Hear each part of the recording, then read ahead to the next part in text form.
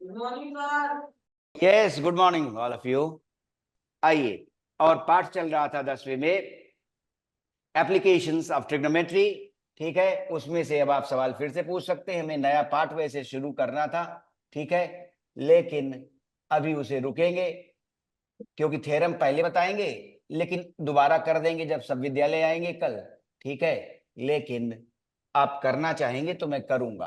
और triangle part जो similarity का है उसको थेल्स थ्योरम से शुरू करना है, बेसिक प्रोपोर्शनलिटी थ्योरम से मैं वहां से शुरू कर दूंगा, क्योंकि आप पूरे मनोयोग के साथ बैठे हैं। तो इस बात का कोई कठिनाई का विषय नहीं बनेगा कि आज बाकी विद्यालय नहीं आए हैं तो फिर नहीं पढ़ाया जा सकता।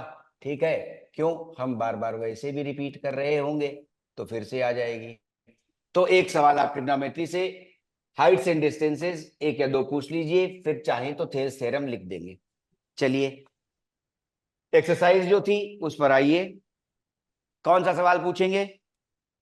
1 से 15 है एक्सरसाइज में, 9.1 एक ही एक्सरसाइज है, या फिर कोई और अच्छा सवाल जो एग्जाम में बहुत इंपॉर्टेंट है मैं वो आपको दूं? सर कह रहे हैं आप अपनी तरफ से दीजिए सर। ओके, तो फिर अच्छा सवाल ले रहे हैं। क्यों? किताब में नहीं है, एग्जाम के लिए बहुत ज्यादा इंपॉर्टेंट है, ये बात ध्यान दें।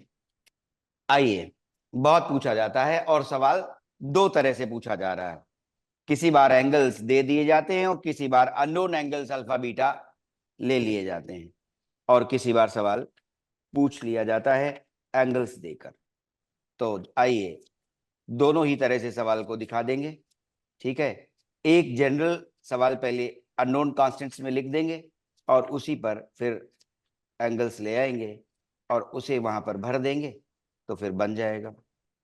If the angle of elevation of a cloud from a point h meters above a lake is alpha and the angle of depression of its reflection in the lake is beta, prove that the height of the cloud is। ठीक है, देखिए क्या हुई बात। Height h, plane, lake surface, ठीक है, ये पानी। अब रिफ्लेक्टिंग सरफेस काम करेगा, ये प्लेन मिरर। उसके बाद कह रहे हैं बादल को देखा, दृष्टि बिंदु यहां पर, बादल की स्थिति बिंदु से ही ली गई है, और उस समय कहा गया कि एंगल अल्फा है, उन्नयन कोण। ठीक है, एंगल ऑफ एलिवेशन, तो सवाल लिखिएगा। ठीक है, तो आप ध्यान देंगे,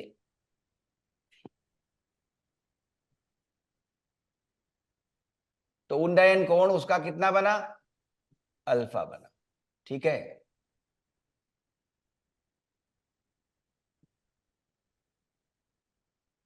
ध्यान रहे एलिवेशन कहा गया। अब आइए, फिजिक्स में आपको भावना मैम इतनी बात बता चुकी होंगी क्या, कि ये रिफ्लेक्टिंग सरफेस है।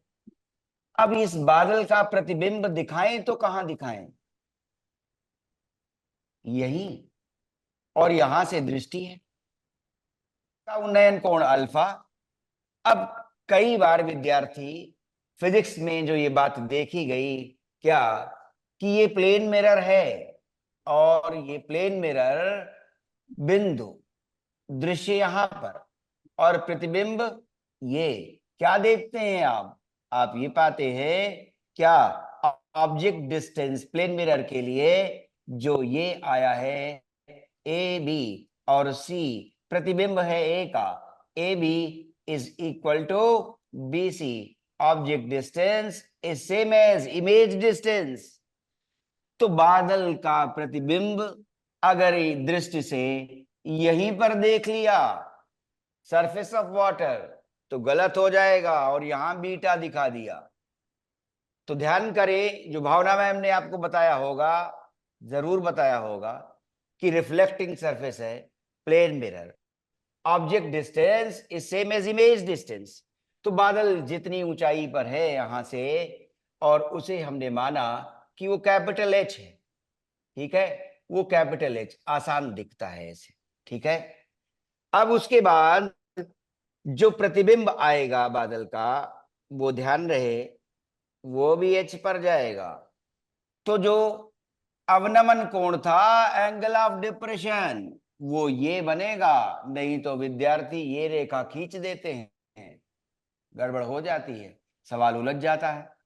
बीटा, ये बीटा था। अब उन्होंने कहा बादल की ऊंचाई बताइए, पैरामीटर्स यही है, उन्नयन कोण height H metre, lake surface यहां पर, उससे एच मीटर की ऊंचाई पर कोई भवन रहा होगा, वहां से बादल देखा गया, उसका उन्नयन कोण अल्फा और उसका अवनमन कोण एंगल ऑफ डिप्रेशन बीटा। अब इसी के अंदर दो सवाल हैं, एक बार कहा जाता है कि ये 30 डिग्री है और ये 60 डिग्री है और ये कुछ ऊंचाई है 60 मीटर, ऐसे। तो बादल की ऊंचाई बताइए, एक ऐसा सवाल पूछा जाता है। तो किसी साल अल्फा बीटा और एच और इससे पूछा गया, किसी साल अल्फा की वैल्यू और बीटा की वैल्यू और एच की वैल्यू देकर पूछा गया। इसीलिए सवाल को पहले जनरलाइज कर रहे हैं और उसी में फिर अल्फा 30 और बीटा 60 रखकर एच का जो मान दिया जाएगा वो लिख देंगे, बादल की ऊंचाई पता चल जाएगी। आइए तो वापस चलते हैं, सवाल को उठाया जाए। अल्फा बीटा, तो पहले ऊपर जो ट्रायंगल मिला उसी को डील करना शुरू कर देते हैं। ए बी सी डी, कई बार आप बहुत सारे नाम भी लिख देते हैं, लेकिन ये पैरामीटर्स पर्याप्त है क्या? देखिए, क्या आप इसको, जब ये एच है ऐसे आया, तो जो इस ट्रायंगल में बचा वो क्या है? एच माइनस एच, ठीक है। केवल आप इतना, ठीक है, कोई ट्रायंगल नेम करने की जरूरत नहीं है फ्रॉम द फिगर। अब कई बार स्टूडेंट्स या टीचर्स परेशान हो जाते हैं, ट्रायंगल, कौन सी ट्रायंगल को आप डील करने, आपने नहीं लिखा। आप इतना लिखने के अधिकारी हैं। वो कहेंगे ट्रायंगल ए बी सी, आप कौन सा ट्रायंगल रेफर कर रहे हैं? हम फिगर रेफर कर रहे हैं, H minus H upon B, खत्म बात, कुछ बचा ही नहीं। तो from the figure H minus H upon base B is tan alpha, ठीक है। H minus H upon B is tan alpha, easy. अब दोबारा फिर से ट्रायंगल दिख रहा है और अब उसका नाम दे या ना दे, एच माइनस एच इसे कह चुके हैं, तो जो बाकी बचा इस वाले ट्रायंगल में, तो हम ये कहने के अधिकारी हैं कि ये क्या बचा? एच, ठीक है, इतना था, ठीक है। और अब ये क्या बच रहा है देखा जाए तो ये एच हमने लिया था, उसमें से एच ये निकल गया, तो एच माइनस एच बचा, ठीक है। अब इतनी चीज एच थी, याद आएगा आपको, क्योंकि मैंने कहा था object distance is same as image distance, कहा था ना, याद आ गया, ठीक। और वो यहां पर आपने देखा था, तो इतना एच है और एच और ये मिल गया, ट्रायंगल ये वाला है, तो फिर स्मॉल एच और आ गया, ठीक है। तो यहां से यहां तक, क्यों? प्रतिबिंब जो बना था वो लेक सरफेस से, वाटर सरफेस से, पानी के तल से एच मीटर नीचे था। क्यों? बादल पानी के सरफेस से एच मीटर ऊंचाई पर था, ठीक। एच प्लस एच आ गया, आ गया, ठीक। अब फिर से क्या बने?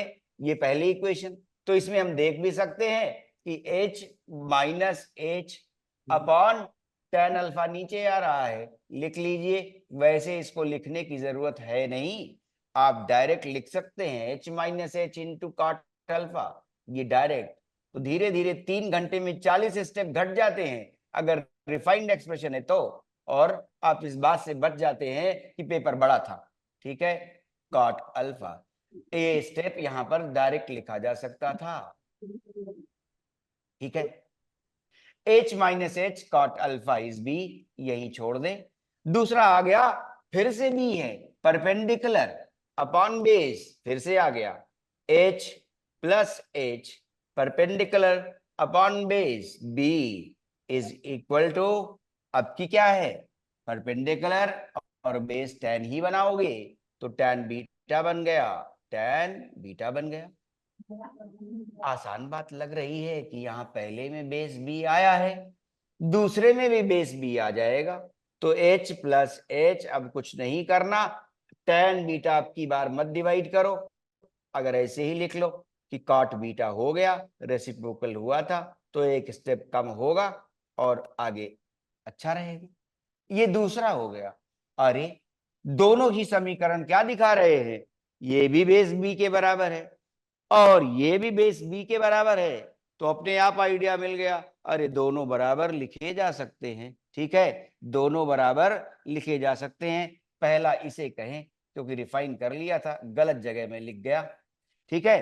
पहला ये भी बेस बी है और ये भी बेस बी है, तुरंत आइडिया मिला। आगे बढ़ने के लिए ये पर्याप्त है कि दोनों बराबर लिख दिए जाए।